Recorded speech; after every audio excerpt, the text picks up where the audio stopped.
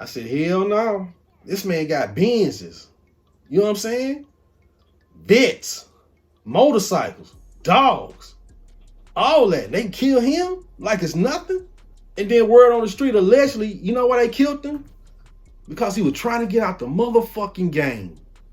These guys was just stars. You know, the stars in my neighborhood was the numbers man. The weed man was always on the low. The weed man always had a good ass job, but he was still selling pounds on the low. You understand? Then you got the dope man. He just all out balling, straight up.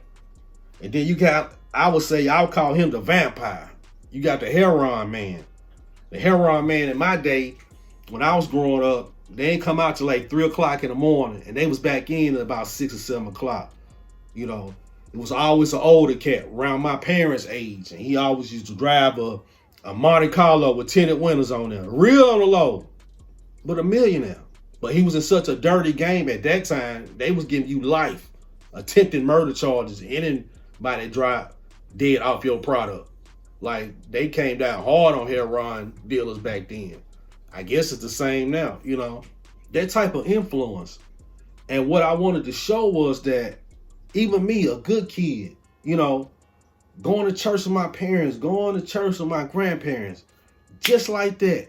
As soon as I sense weakness in my parents, I'm ready to hit the block. You cannot show any vulnerability or weakness to your kids. Not saying you just tip-top strong, but I'm talking about you can't have a drug problem. You can't have a drinking problem. You can't have a womanizing problem. You can't have a promiscuous problem. You can't have a gambling problem. Your kids are gonna see that shit and use it as an excuse to hit the door running.